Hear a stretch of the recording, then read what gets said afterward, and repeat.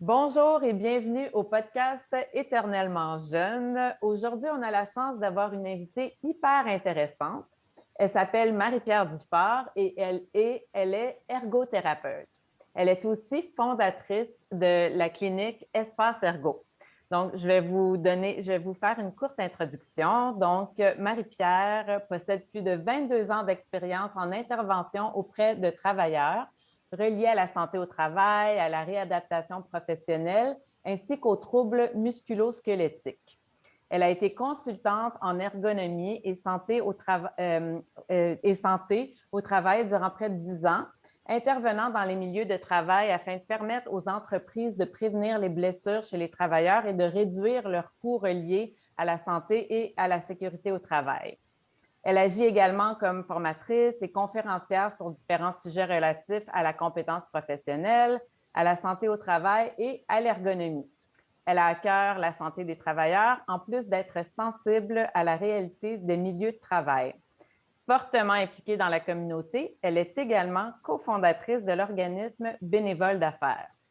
Alors, Marie-Pierre, bienvenue et merci beaucoup d'avoir accepté de participer à ce podcast. Bien, merci de l'invitation. Très heureuse d'être là. Good. J'ai plein de questions. Comme je te disais tantôt, l'ergothérapie, c'est une profession qui me fascine parce qu'il y a juste tellement de différentes composantes. Ça englobe tellement de différents milieux de la vie. À chaque fois que je lis quelque chose, je suis comme, oh mon Dieu, ils font aussi ça. Ou... Donc, je trouve ça super intéressant. Donc, peut-être que pour commencer, tu pourrais nous décrire qu'est-ce que ça fait une ergothérapeute. Tu pourrais peut-être nous parler aussi des différents secteurs d'activité. Puis après ça, peut-être nous parler de tes spécialités à toi. Et avec plaisir. Puis c'est vrai que c'est difficile à circonscrire l'ergothérapie parce que si on en a rencontré un ou une dans notre vie, c'est souvent pour des secteurs d'activité différents, distincts. Et que là, on se dit, voyons, ah oui, ça aussi, ça aussi. Fait que c'est fréquent. Comment tu te sens, Sarah?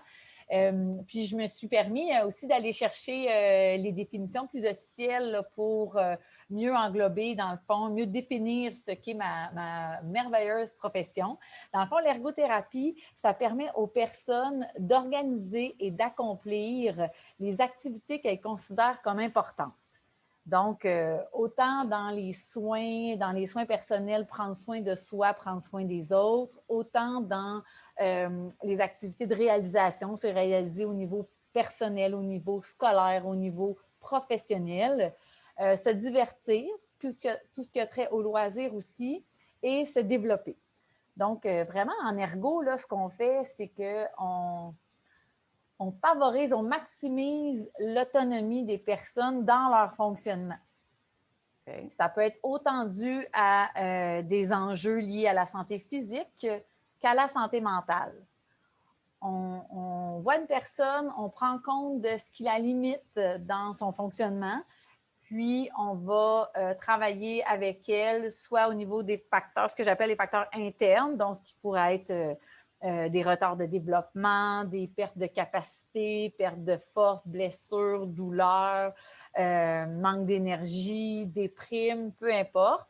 Puis, on peut travailler les facteurs internes pour qu'elle gagne de l'autonomie, qu'elle regagne son autonomie. Puis, s'il y a des limitations à ce niveau-là parce qu'il y a des séquelles ou il y a des choses qui sont limitées, on va aussi travailler les facteurs externes. Donc, on peut adapter le domicile, le poste de travail, ajouter des aides techniques, fauteuil roulant, donc différentes choses selon la situation de la personne. OK. Je ne sais pas si c'est clair, tout ça. Oui, oui, mais donc, dans le fond, tout le monde pourrait bénéficier de l'ergothérapie, que ça soit des jeunes enfants ou des personnes âgées. Oui. J'imagine que tout le monde peut en bénéficier. Puis, là, tu me parles d'enjeux, des gens qui ont déjà des problèmes. Est-ce qu'on peut utiliser l'ergothérapie en prévention aussi? Oui. C'est moins répandu parce que les besoins font en sorte qu'on réagit plutôt qu'agir. Mais oui, d'ailleurs, moi, c'est ce que je fais avec ma clientèle. Mais d'abord, par rapport au secteur d'activité, tout à fait. On peut agir autant avec les bébés, petits bébés, jusqu'aux personnes âgées. Avec les enfants, ça va être davantage lié à leur développement. En milieu scolaire, il y a des ergothérapeutes aussi.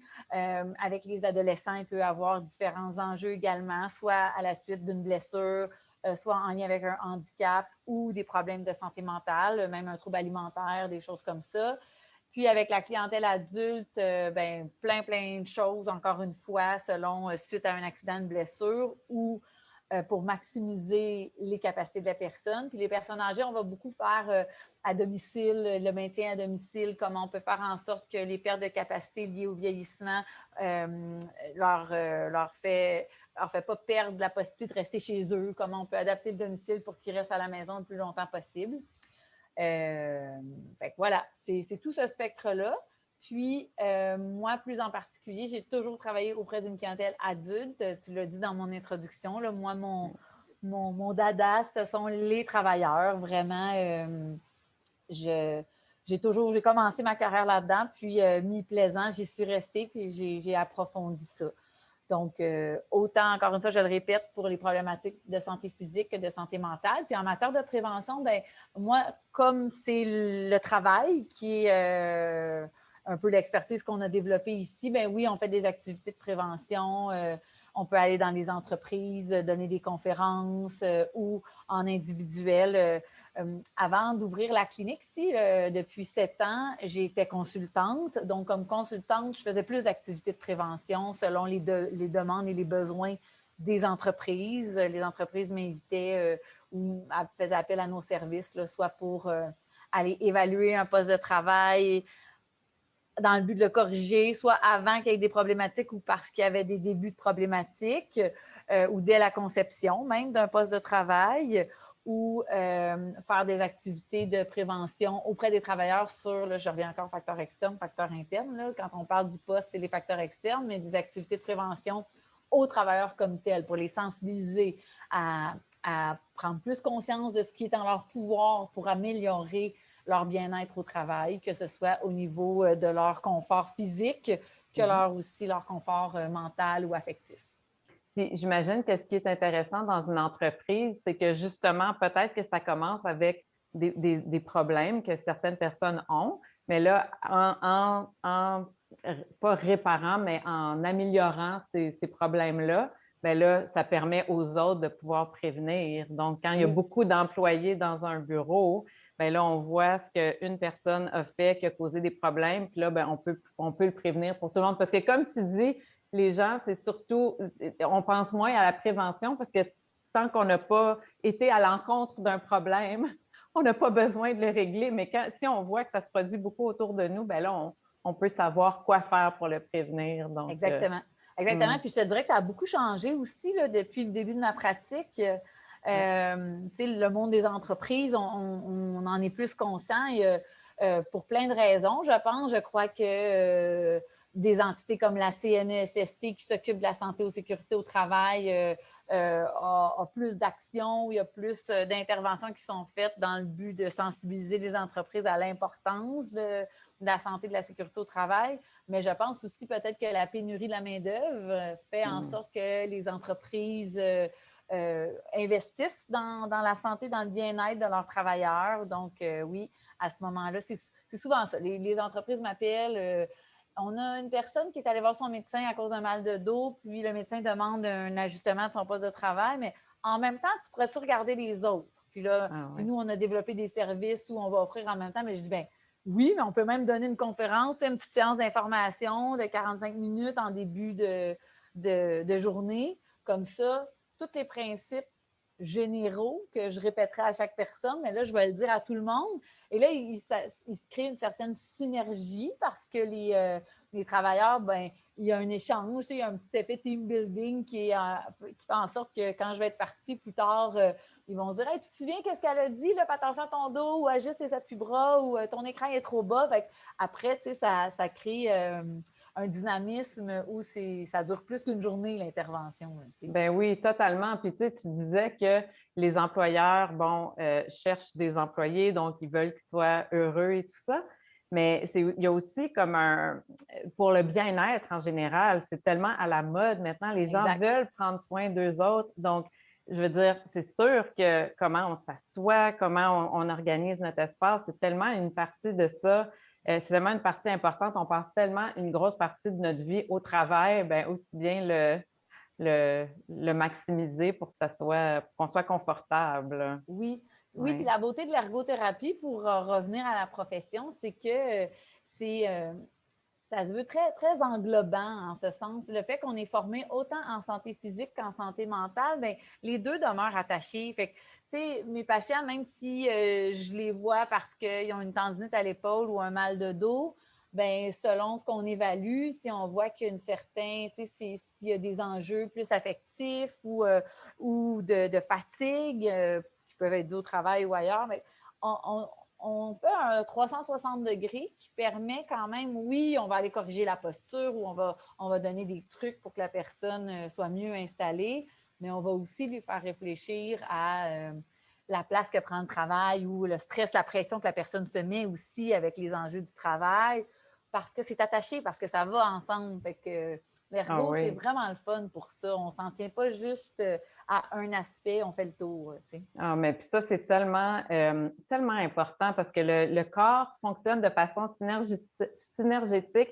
Puis souvent, quand on va voir un médecin, c'est comme on a un petit bobo, puis on s'attarde seulement à ce petit bobo-là, mais vraiment, il y a tellement d'autres choses qui sont reliées. Fait que c'est magnifique que dans ta profession, tu puisses toucher différents aspects comme ça, puis vraiment régler un problème de la bonne façon, pas en mettant juste un pansement sur le bobo.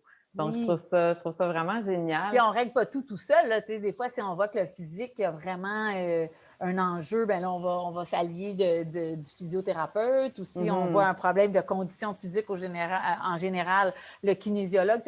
Oui. Surtout ici, on est en interdisciplinarité, mais je prétends pas, je veux juste pas prétendre que l'ergothérapie règle tout, mais on va tout regarder Oui, puis c'est ça pour qui est s'assurer. important. Oui, oui, oui, puis c'est ça, puis ça, je l'avais bien compris aussi, là, c'est sûr, là, mais c'est important au moins d'aller voir qu'il y a d'autres choses qui Oui, rentrent en ligne de compte. Ça, je trouve ça important.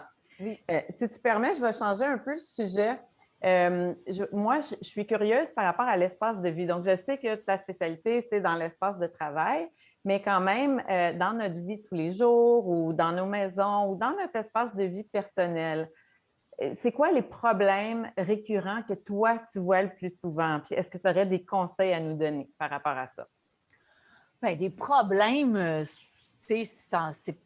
le terme est un peu fort, mais disons les constats qui sont faits, tiens, Oui. je ne veux pas être dans le jugement, c'est dans le fond, je ne sais pas trop par où commencer.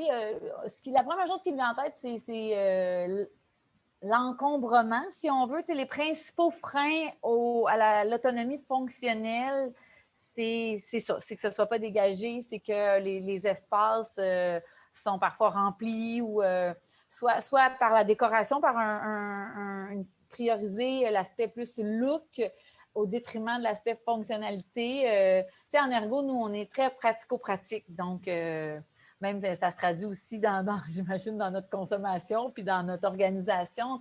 Est-ce que ça me permet de bien fonctionner? Alors, c'est souvent ça qui ressort. Puis, l'espace de vie, c'est une chose, mais il faut toujours qu'il soit en lien avec la personne aussi. Mhm. Fait que c'est dur s'en tenir seulement à ce qu'on constate si je n'ai pas parlé à la personne. Parce qu'il y a des choses que moi, je peux trouver problématiques, mais si elles ont un sens pour la personne, puis si c'est en lien avec ce qui est important pour elle, ben moi, ma job, c'est de composer avec ça. OK.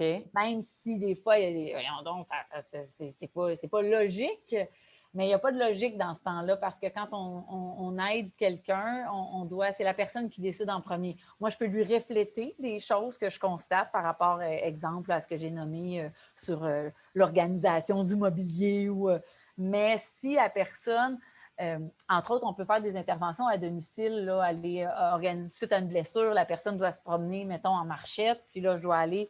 Mais si la personne, là, je veux y ajouter une barre de soutien, puis qu'elle n'en veut pas, elle, parce qu'elle veut que Mhm. sa chambre soit belle, puis elle ne veut pas de cette aide technique-là, même si la logique veut que ce soit vraiment ça qui réduise les risques de chute, je ne la mettrai pas, la barre d'appui. OK. Fait que faut toujours quand même composer avec la personne.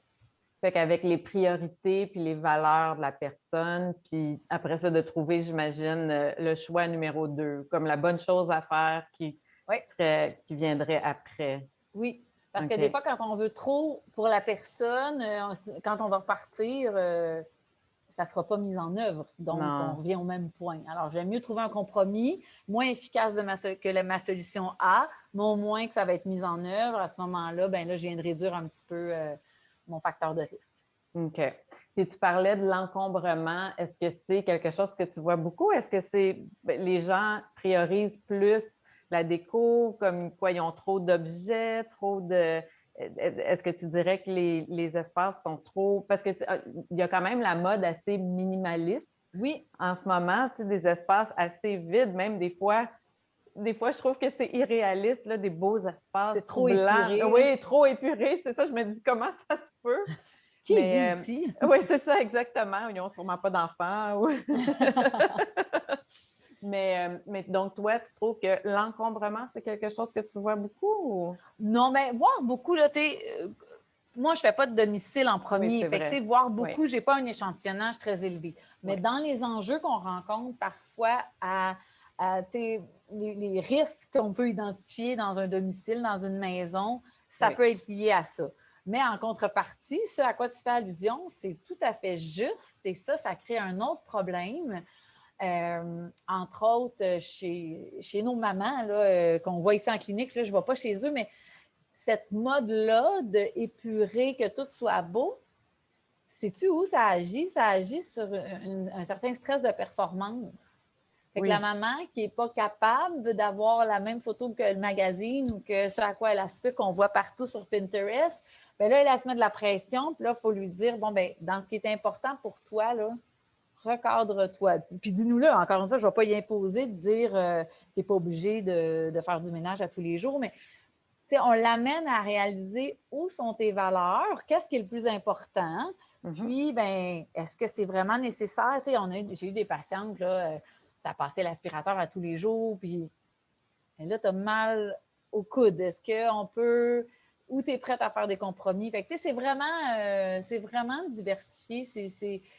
D'où l'importance vraiment d'individualiser nos interventions. Fait que je ne peux pas généraliser, ça peut être tout un, tout l'autre, mais je Mhm. reviens à mon même point de le meilleur match, c'est quand c'est arrimé entre est-ce que le milieu de vie convient à la personne. OK. Ah, je trouve ça vraiment très intéressant. Puis là, ben, on sait qu'on vit dans une ère où tout le monde travaille de la maison. Donc, Oui, ça, tu dois avoir beaucoup la question aussi parce que toi, ben, tu vas dans des entreprises pour optimiser l'espace de travail et bon, tout ce qui se passe dans l'entreprise. Mais là que les gens sont à la maison, ça doit être on toute y une va, là. autre. Mais tu vas dans les maisons Oui, ou? on en a fait quelques-uns dans les derniers mois parce que les OK. gens se disaient, là, je viens de tomber en télétravail, je suis sûre qu'il y a Oui. des choses que je ne suis pas bien installée. Fait qu'on en a fait plus, oui, depuis la dernière Mais année. c'est ça parce que moi, j'entendais dire qu'il y a plus de blessures maintenant parce que les gens sont mal installés à la maison. Tu sais, c'est pas pareil travailler sur la table de cuisine comme travailler au bureau, dans un bureau bien organisé. Donc, Oui. peut-être que tu peux nous parler un peu de ça puis nous dire c'est quoi encore là, pas les problèmes, mais les enjeux que tu vois dans les maisons, puis qu'est-ce qu'on doit faire? Bien, en partant, que ce soit à la maison ou au bureau, quand Oui. on parle de travail à l'ordinateur, l'ennemi numéro un, c'est le fait que c'est une posture statique. C'est le fait qu'on est longtemps dans la même position. Puis quand on est dans ce genre de situation-là, c'est pas forçant de travailler à l'ordinateur. Mais comme le corps a travaillé à nous maintenir dans cette position-là, c'est un petit effort, mais prolongé. Puis Mm. les muscles, ils travaillent aussi dans l'immobilité. Tu sais, quand je tiens ma bouteille ou quand je tiens ma souris, ben mes muscles doivent maintenir un certain niveau de contraction. Puis ça, ce niveau de contraction-là, ça empêche une bonne irrigation. Puis la clé dans notre corps, là, c'est la circulation du sang, puis qu'il y ait une mobilité, puis qu'il y ait du mouvement. Fait que quand nos muscles sont contractés, même un petit peu pour maintenir une position statique, Bien, c'est comme un peu une éponge. Tu sais, une éponge, si je la plonge dans l'eau puis je la serre, l'eau ne va pas pénétrer dans l'éponge. Fait que si mes muscles sont légèrement contractés, le sang pénètre moins bien dans mes muscles. Donc, l'apport en oxygène, en nutriments est diminué. Puis en plus, le sang, il y a la job de nourrir, mais il y a la job de nettoyer aussi. Donc, en plus, il n'y aura pas de ménage qui est fait, donc les toxines s'accumulent. C'est pour ça qu'à la longue, on sent aïe, aïe, aïe, aïe, aïe, parce que là, l'effort est trop long. Fait que s'il y a une chose à retenir aujourd'hui, c'est de penser que longtemps dans une même posture, c'est nocif. Okay.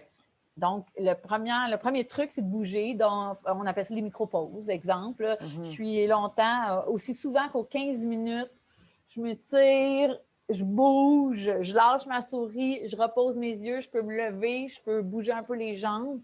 Alors, juste ça, ça vient irriguer mon corps. Fait qu'aux 15 minutes, on fait un petit 15 secondes. C'est la base.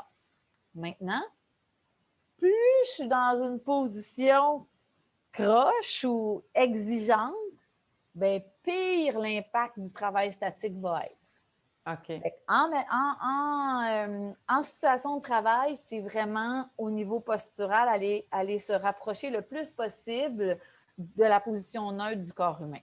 Puis le problème en étant à la maison, qu'on voit plus que dans les bureaux, c'est qu'il y a beaucoup de monde qui est sur un portable. Hein?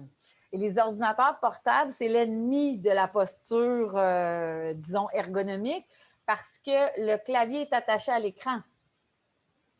Donc, je ne peux pas positionner l'écran à bonne hauteur et le clavier à la bonne hauteur, sont attachés ensemble. Fait que ça, c'est souvent un élément qu'on voit beaucoup. La clé, c'est simplement de séparer les deux. Donc, d'avoir un clavier à part, puis une souris à part. Puis, on peut utiliser l'écran du portable comme notre propre écran. Donc là, je peux la monter sur une boîte à chaussures, sur un vrai support à ordinateur portable, peu importe. Mais c'est vraiment, pour que je puisse être droite, il faut que l'écran soit vis-à-vis de mes yeux et que le clavier soit vis-à-vis mes mains quand mes épaules sont détendues et mes coudes à 90 degrés. Fait que c'est comme ça qu'au moins avoir le clavier et la souris distincts de l'écran, bien, ça permet ça. OK. Fait que ça, c'est les deux principaux points. Et là, je peux m'étendre encore si tu veux d'autres pistes aussi. Moi, je trouve ça super intéressant. Je suis comme, bon, moi, je travaille sur un portable. Exactement ce que tu dis de ne pas faire. Mais puis j'adore l'idée des micro-entraînements, de se lever tout le temps, puis de bouger. Oui. Puis je pense que c'est important de le répéter aux gens. Puis toi, elle a dit aux 15 minutes, là, pas à chaque heure. Là. Non, exactement, c'est ça. Puis je pense que les gens ont peur de peut-être perdre le train de ce qu'ils font, mais au contraire, je pense que ça va donner de l'énergie, puis ça va te permettre de mieux travailler. Oui. Oui, puis justement, une de mes ergos qui a plus fait de domicile dans les derniers mois, ce qu'elle remarquait, c'est que justement, les gens, là, ils font leur routine du matin, ils s'installent pour travailler, là, puis là, pour viser un maximum de productivité, ont tout mis à portée de main. Fait que le pichet d'eau, les collations, tous les documents nécessaires à leur travail, de façon à ne pas avoir à se lever. Ça, c'est une erreur. Puis même au bureau aussi, on dit aux gens, tu sais, souvent, on va placer l'imprimante plus loin. Les gens qui avaient l'habitude d'accumuler sur le coin du bureau ce qui a trait à leurs collègues de travail, puis à midi moins quart, là, ils se lèvent puis ils vont faire leur tournée. On dit non, intègre-les à travers ton avant-midi. Bois beaucoup d'eau pour devoir aller aux toilettes très fréquemment. Donc, vraiment, là, susciter le mouvement. Puis ça peut paraître contre-productif parfois selon notre idée de ça, mais non. Dans la première avant-midi, peut-être que là, le fil va se perdre un peu plus. Puis, mais tu sais, à 2 heures, 3 heures, 4 heures, là, quand on commence à... Tu sais, ça va avoir entretenu davantage le sentiment d'éveil puis le niveau d'énergie. Puis sur une journée, sur une semaine, ça risque de permettre une plus grande constance. Ah, mais je suis tellement d'accord. Puis pour avoir travaillé dans un bureau, moi, je trouve que plus j'essayais de, justement, comme tu dis, d'organiser mes choses pour ne pas avoir à me lever souvent, plus quand je devais me lever, c'était pénible. Tu sais, c'est comme quand tu te lèves souvent, tu as de l'énergie, tu y penses même pas. Mais quand tu ne le fais pas souvent, c'est comme, oh, Mon Dieu, que c'est demandant d'aller à l'imprimante ou d'aller à la salle de bain. Ou... Oui. Fait que je trouve que justement, tu sais, puis si c'est demandant de se lever, ben je veux dire, même le travail qu'on fait assis, on ne doit pas être à notre plein potentiel. Donc, je suis d'accord avec toi que peut-être au début, c'est. Puis est-ce que les employeurs, quand ils t'entendent dire ça, levez-vous aux 15 minutes ou bougez aux 15 minutes, est-ce que ça les dérange? Est-ce que les gens Jamais. ont peur? Non. Jamais. Non. J'ai fait des milieux même plus manufacturiers. Euh, OK. puis, encore là, il y a eu beaucoup de changements là, en 20 ans. Là, Oui. au début, oui, puis ça change. Il y en a encore des réfractaires de la vieille école. Je pense entre autres à mes chantiers de construction où il faut toujours vite, vite, vite la production. Mais de plus en plus, là, j'en reviens aussi à la pénurie de main-d'œuvre. Les entreprises sont obligées de prendre soin de leur monde. Quand on leur démontre que au long terme, ils sont gagnants, Oui. d'accepter ces petits arrêts de travail-là parce qu'au final, au bout de la semaine, là, la même production va sortir, des fois même plus. J'ai vu des milieux même où le niveau de qualité était supérieur. OK. Il y a moins d'erreurs, il y a moins de problèmes parce que le niveau d'éveil est plus grand. C'est ça, on tombe moins sur le pilote automatique. Puis est-ce que tu dirais que tous ces petits gestes-là qu'on fait font. OK, c'est sûr que si on bouge aux 15 minutes, on va être plus productif, on va avoir une meilleure journée, mais à la longue, on va avoir une meilleure santé. On va éviter des maladies. Moi, je vais loin là-dedans, mais c'est parce que je trouve que Non, mais c'est clair. chacun, ben c'est ça exactement, chacun de ces petits gestes-là est important. Ici, on a des travailleurs qui viennent ici parce qu'ils sont blessés ou parce qu'ils ont mal en quelque part. Et souvent, dans nos questions, c'est la fin de semaine, avez-vous moins mal? Mm. Puis la plupart, pas toujours, mais la plupart du temps, c'est oui. Fait que si ont moins mal la fin de semaine, ça veut dire que la source est au travail, ça veut dire, ou j'ai déjà eu du monde, je vais me prendre des vacances pour pouvoir récupérer un peu. Mais non, il faut aller agir à la source puis corriger les irritants à la source. Il ne faut pas. Tout ça, de plus en plus hein, dans notre monde, là, le travail, évidemment, prend une grande place, mais ça fait partie de notre vie. Puis il doit avoir, il ne faut pas que ce soit le travail et le reste. Il doit avoir une harmonie à travers tout ça. En tout cas, moi, j'estime.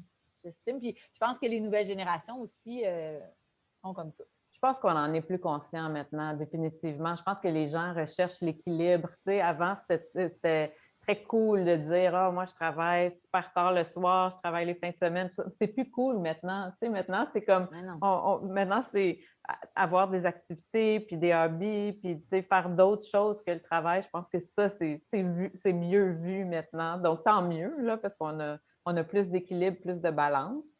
Oui. Donc, c'est super intéressant. Puis là, c'est ça, je voulais te demander, parce que là, nous, le podcast ici, on parle de longévité, puis on parle de santé à long terme. On veut vivre longtemps, mais bien, en bonne santé. Fait que toi qui travailles quand même dans le milieu de la santé, puis je sais que tu es maman de 3 enfants, tout ça, qu'est-ce que toi, tu fais dans ta vie pour te garder en santé, avoir de l'énergie à long terme? Parle-nous de ça. Je fais beaucoup de choses, c'est très, très important pour moi. Très, très tôt dans ma carrière, j'enseignais. J'étais toute jeune, j'ai commencé très tôt. Puis, un de mes premiers patients qui était en clinique pour un mal de dos, il s'était penché pour prendre une serviette. Là, je pense qu'il se mettait de la chaleur, là, une banalité. Puis là, je l'avais corrigé sur sa méthode qui se penchait parce que son dos. Et il s'était fâché, puis il avait dit je veux bien, là, mais ta secrétaire, elle se penche tout croche. Toi, quand tu t'es penché l'autre fois, tu étais tout croche. Puis il m'avait fait prendre une prise de conscience de si je veux enseigner les bons principes, je dois moi-même les mettre en pratique. Très, très, très tôt dans ma carrière, quand j'ai commencé à donner de la formation sur les méthodes de travail, là, dans mon quotidien, je remarquais quand je n'étais pas bien positionnée. Puis, bref, tout ça là, c'est le volet posture, mais après, ça s'est propagé. Bien, je pense que j'ai toujours été, ça vient de ma mère, là, beaucoup être consciente de notre santé. La santé, c'est quelque chose qui a toujours été valorisé aussi dans ma famille, mais tout ça mis ensemble fait en sorte que ça a toujours, toujours été très important pour moi. Là, je suis entrepreneur, je suis mère. j'ai beaucoup de responsabilités, tu sais, j'ai beaucoup de monde là, qui sont, pas dont je suis responsable, mais auxquels je suis liée. Et si je veux bien jouer mes rôles, bien remplir mes rôles, bien, il faut que je sois, pas tout le temps, mais il faut que je sois au meilleur de ma forme. Il faut que je fasse tout en œuvre pour être bien. Puis dans la vie, moi, c'était déjà mon objectif d'être heureuse. Tu sais, fait que, puis le bonheur, ben moi, il passe par une bonne forme physique, évidemment. Fait que la première chose, c'est vraiment le niveau de conscience. C'est vraiment là. On entendait le mot pleine conscience pendant des années. J'entendais ce mot-là en disant c'est quoi donc la pleine conscience pour finalement réaliser que c'est ce que je faisais au quotidien. Tu sais, toujours me demander je suis correct, je suis bien, je suis correct. C'est pas basculer dans l'hypervigilance, là, mais quand même être consciente de comment je me sens, d'accepter quand je me sens moins bien. Puis que ça va remonter. Puis concrètement, ben c'est outre avoir cet état de vigilance-là, de conscience-là, ça passe par l'alimentation, ça passe par l'activité physique. J'ai toujours été sportive, mais je le place dans mon horaire. Même avec la pandémie, j'avais beaucoup, ça m'a demandé beaucoup d'énergie, la pandémie. J'avais beaucoup laissé tomber le sport systématique. Et là, je l'ai repris, puis j'ai dit, oh mon Dieu, que c'était une erreur. Là. Mais c'est correct, mon corps était rendu là. Il y a l'autocompassion, ce que je suis en train de dire. Donc, accepter aussi les moins bons moments ou le fait qu'on n'est pas toujours dans une rigueur parfaite. Ça, c'est important aussi. Se donner des tapes dans le dos, puis se donner le droit de manger une poutine ou de rien faire. Ce matin, au lieu d'aller m'entraîner, j'ai pris mon café sur ma terrasse, puis c'est tout aussi pleinement enrichissant. Fait que c'est vraiment de me choisir aussi. Ça, je l'ai travaillé plus dans les dernières années parce que j'étais dévouée à mes enfants, à mon chum. Puis souvent, puis moi, je suis une professionnelle de la santé, là, fait rendre service, prendre soin, ça me nourrit. Fait que c'était pas forçant pour moi de le faire. Mais je me suis rendu compte avec de l'aide que et moi aussi, il fallait que je me prenne soin. Fait que des fois, me choisir, soit dans une activité, dans un achat, peu importe, c'est aussi important. Fait que ça, j'essaie de le conscientiser aussi puis de le faire arriver. Fait que ça ressemble à ça. J'adore ça. Oui, non, mais j'adore ça. Puis tu as dit l'autocompassion, puis c'est tellement important, tu sais, parce que c'est sûr, moi, je te demande qu'est-ce que tu fais, puis là, tu sais, je m'attends à, bon, nutrition, exercice, non, mais tu sais, penser à soi, c'est tellement important. Tu es mère de 3 enfants, puis comme tu dis, tu gères une entreprise aussi, fait que c'est comme, il faut que tu trouves l'équilibre à quelque part, puis l'équilibre, ben, je pense que c'est dans l'autocompassion beaucoup. Oui, Puis, c'est ça. On ne veut pas être parfaite. Là. Je ne suis pas en train de prétendre être parfaite. Je crie après mes enfants des fois. J'ai des moments où je ne suis pas fière de moi, mais pas s'en vouloir, pas se juger, pas dire, bon, ben là, il passe, puis après, je vais revenir à la meilleure version de moi-même. Là. Je ne peux pas être 100% du temps la meilleure version de moi-même. On parlait en début de rencontre des espaces de vie, les fameux magazines, puis les Pinterest.